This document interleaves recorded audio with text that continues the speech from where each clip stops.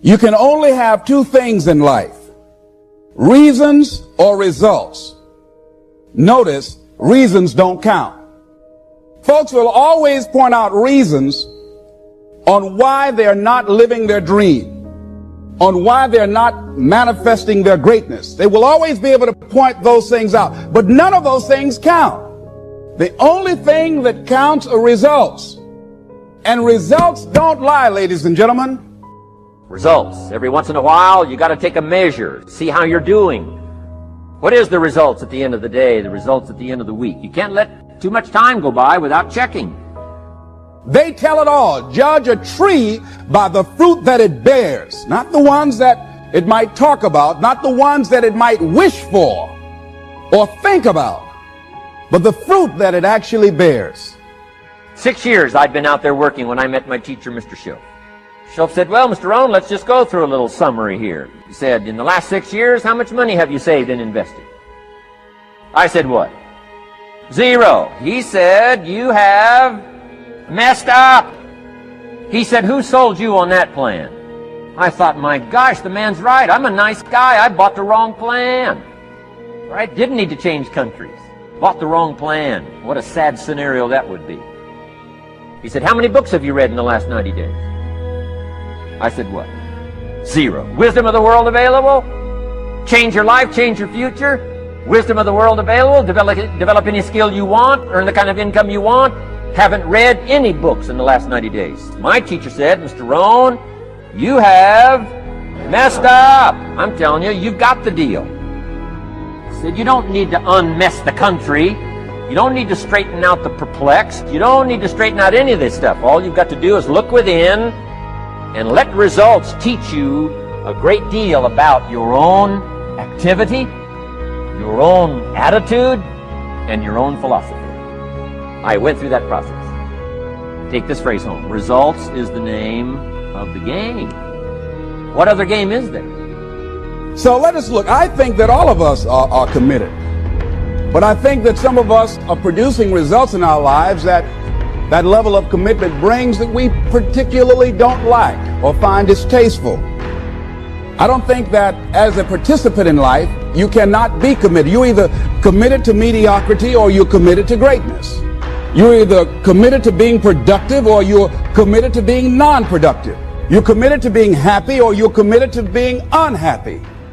See, whatever you're doing, however you spend your time, that tells you who you are. So think about what it is you like to create in your life experience. Once I look at how you commit your time, I can tell you exactly what you're committed to.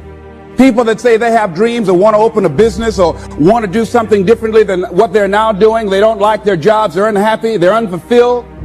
People who say they want to improve their income level, look at how they spend their time. How they spend their time, the commitment of their time, how they use that will really tell the truth.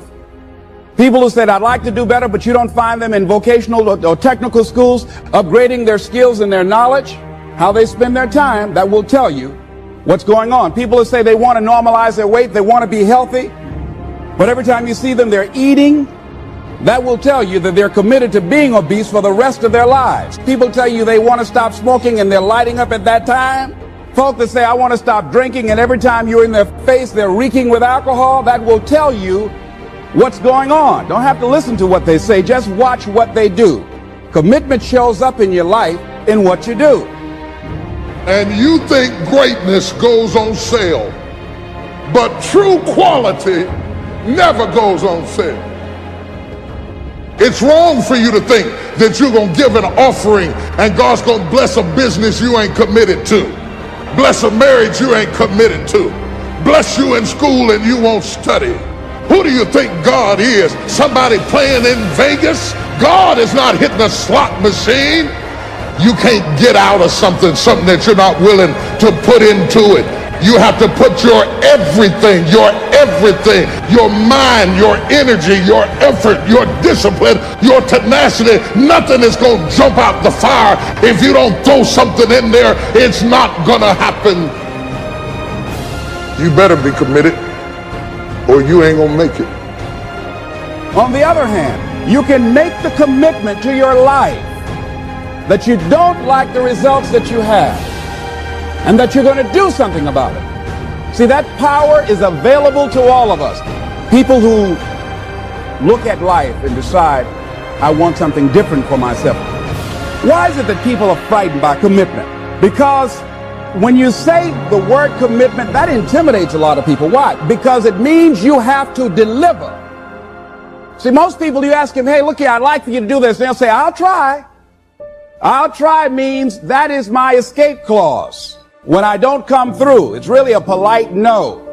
I don't have the courage to tell you no, so I'll tell you I'll try. Hey, look here, I need you to come to this meeting. I'll try. I say, what do you mean? You're going to lean toward the meeting? Try and sit down. You either do or you don't. Try and take this pencil out of my hand. You either do or you don't. There's no such thing as try.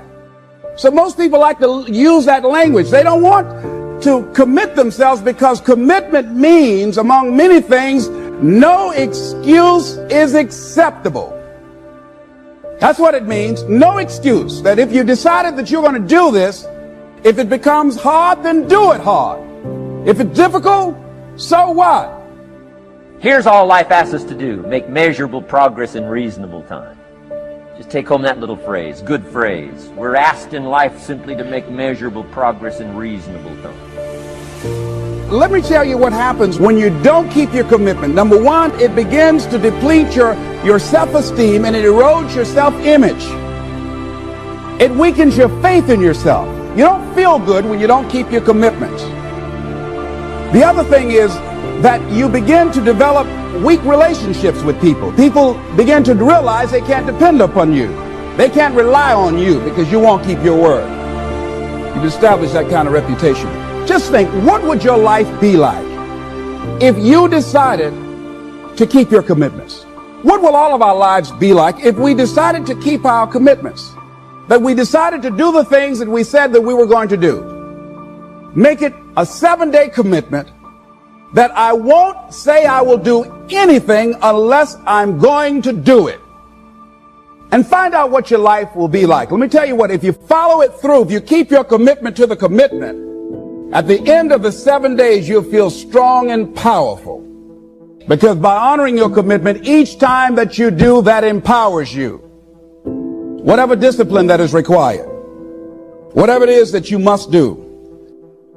My most precious gift in my life, next to my wife and my kids, is my library. So I spend at least $200 US every month on books. Someone said to me one time, how can you afford to spend that amount of money on books?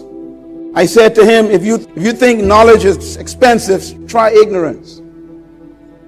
Then I told him, I can't afford not to buy the books. Whatever you invest in, you become good at. Whatever you invest in, you become good at. You need to invest in your development. Some of you invest in clothes, and I like good clothes too. But you pay £200 for a shoe, £300, £400 for a suit, and then nothing on books. And you have to invest in your development. So I'm suggesting, number one, commit yourself to live in the present. Many of us are not able to move forward and develop and manifest our greatness because we spend so much time looking back or worrying about the future. See, you cannot go into the future and manifest your greatness when you have various things in your life that's blocking you. Remembering what Dr. Robert Anthony said about results. When you keep your commitments, you're able to produce some different kinds of results in your life. So how can we keep our commitments? And do we keep all commitments? No, we don't. You will not be at 100%. However, you will have a greater percentage rate of maintaining your commitments to yourself, whatever those things might be.